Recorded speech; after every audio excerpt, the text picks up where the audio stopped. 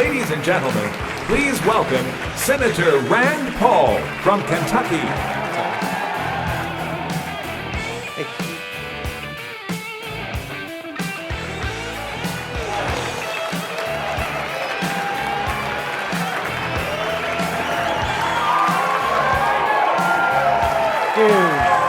Thank you.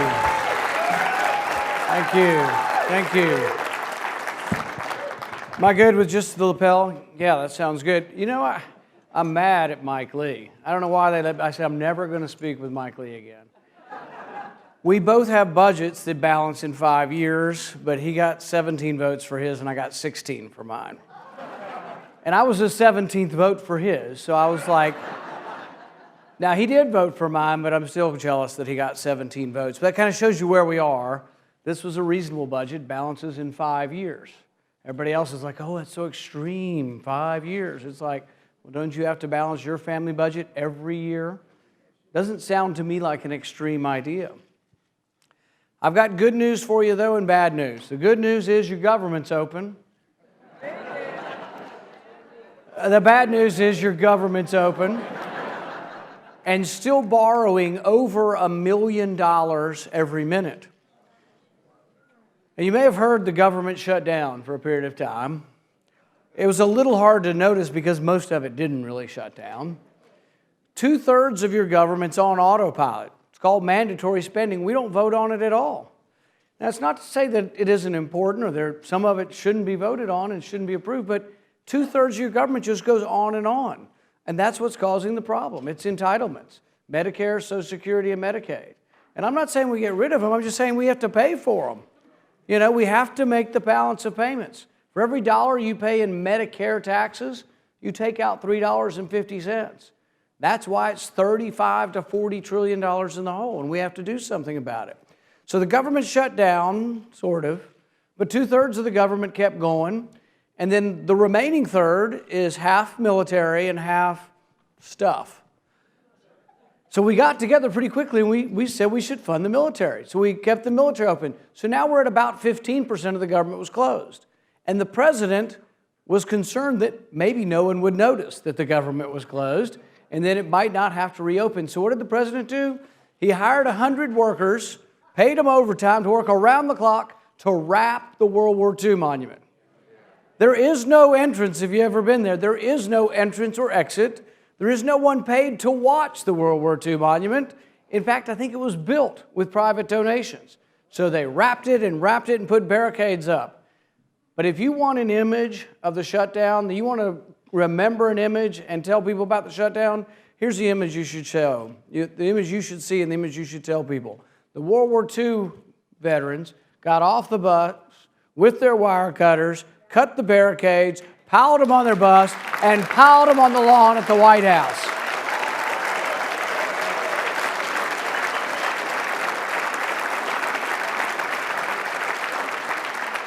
That's the image that will stick in my mind. So during the shutdown, we had some other interesting things we learned. They sent us a notice and they said, you need to list which of your employees are essential and which are unessential. I said, well, that sounds like a really good project, all of government. And that's actually what happened. So the EPA, I got the list on what the EPA reported, 95% unessential. Now, you'd think there'd be a lesson learned there that we would learn 95% unessential. We didn't really learn the lesson, but we did learn about a guy named Jonathan Beale. He'd been working at the EPA for 11 years. He'd been given performance bonuses, good performance reviews. Year after year, Jonathan Beale was just a stand-up kind of guy. But when they were looking for essential and unessential, somebody said, where is he? And they said, oh, he hasn't been here in 6 months. And I said, well, why? Well, he works for the CIA. And it was like, really? A guy at the EPA works for the CIA? And so someone had this brilliant idea. Let's call the CIA and ask him. Apparently, he does not work for the CIA. And I can only imagine him laying by the pool, drinking a beer, and when the boss calls him up, he's like, I'm in Istanbul, can't come now, secret mission in Istanbul.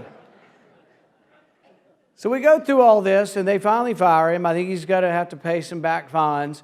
But to add insult to injury, you know what his specialty was? global warming. He is the most knowledgeable, most expert person on global warming policy. In fact, Gina McCarthy routinely got advice from the guy, I guess when he was not on assignment in Istanbul. From all of this, though, we should take some kind of message home. The question is, are we ready to do something about it? Are there enough people up here ready to do something about it? And frankly, there are with you up here. The problem is there's not enough in Congress yet. People say, well, how could we ever cut? And the president's like, oh, woe is me, we'll never be able to cut. Where can we cut? And so I sent him a note. I'm still waiting on a response. But I sent him a note and I said, well, do you know that $100 billion is unaccounted for? Every year in the budget, over $100 billion is missing. They know they spent it. They may have even spent it on something they were supposed to, but they don't have a record of it. Over $100 billion. You can save $6 billion a year simply by not rehiring the people who retire. We're not even talking about laying off or firing federal workers. Just don't rehire the ones that retire. When we finally started doing this, we did start saving money. The president waited 1.5 years to do it. Remember in the debates, he said, oh, there won't be a sequester? If 1.5 years he'd been planning for this, he would have already saved $9 billion simply by not rehiring people. But in case the president doesn't really want to know about the bigger ticket items, I've tried to point out some smaller ones that ought to offend him. One of the ones is some of the stuff comes from Tom Coburn's Waste Book, which you should all look at if you haven't seen. One of my favorites is there's a shrimp on a treadmill, and the question is, would a sick shrimp run less on the treadmill or less fast than a healthy shrimp? Does anybody know the answer? I really think that the shrimp on the treadmill, I think it's part of the Let's Move campaign by Michelle Obama. The list goes on and on. I'll give you one more example. We spent $500,000 developing a menu for Mars. If you know, because that's imminently coming up, we have to be ready. So it's a great job if you've got a 26-year-old kid at home living in your basement, you wish he had a job or she had a job, pays $5,000, 2 weeks, all expenses paid in Hawaii, and you have to think about food. And the prerequisites are you have to like food. It's really hard to get this job. So after 2 weeks on Hawaii, $5,000, all expenses paid, what do you think a bunch of college kids came up with? Pizza. Then I discovered the other day that we actually spent $125,000 developing a 3D pizza maker. So now we have a 3D copier that can make a pizza. I'm wondering if they're going to transport that to Mars or exactly how that's going to work. I don't know. Sometimes I'm encouraged, sometimes I'm discouraged. I'm encouraged when I see you guys all here and that you're energized still and that you want change. But sometimes I'm discouraged. And I'll tell you one thing that happened not too long ago that sort of puts all of this in perspective and lets you know how much we really still have in front of us that has to be changed. There was a vote in the House on eliminating $3 million for Twiggy the water skiing squirrel. Now, I like dumb pet tricks, and if you send me an email with one, I'll look at it because I think they're hilarious, but I don't really feel like paying $3 million for it. Twiggy the water skiing squirrel is the promoter that we pay $3 million to promote selling walnuts in India. Now, what business that is of the government, I don't know, but we spend $3 million on it. You would think that's low-hanging fruit. That we might be able to cut out the $3 million for a water skiing squirrel, and you would be wrong. They had the vote, and the vote was 320 to keep the squirrel and the $3 million, 98 to cut it. Over half of the Republicans voted to keep the $3 million. But here's my point, and here's what they would say to you. Oh, you cut $3 million, you'll never balance the budget. Well, hell, you got to start somewhere. But the other...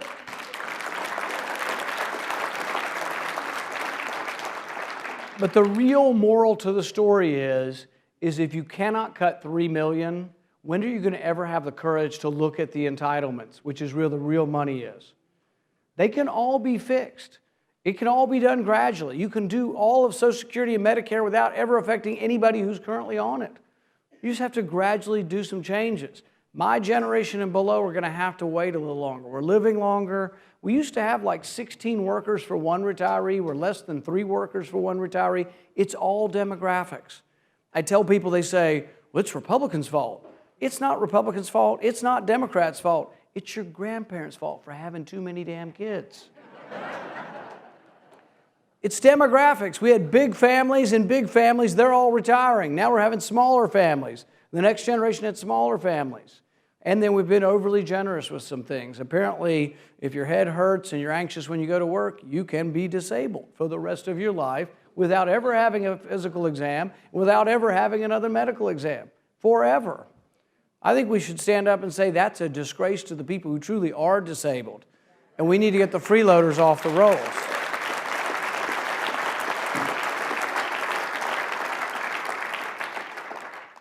In order for us to be a bigger party, though, we have to reach out to more people, not just those of us here. It has to be a bigger party, and it has to be a bigger movement. There are times, and I don't think it is our movement, but there are times when people are using language that shouldn't be used. And I recently criticized someone for using some of that language, and I'm not going to bring it up, but I will say that we can disagree with the president without calling him names. We can disagree. I disagree almost all the time with the president, okay? But I don't call him names, and I am polite to him when I meet him, all right? And so I'm not saying that's our problem. I'm just saying there are people out in the public that are taking away from our message. So let's try not to be part of that. When we present our message, if we want a bigger crowd and we want to win politically, our message has to be a happy message, one of optimism, one of inclusiveness, one of growth, one of a message that actually brings up the people who are poor among us, brings up those who are long-term unemployed and finds them jobs. Our message is that, but we have to figure out a way to make sure everybody knows that that's what we're here for.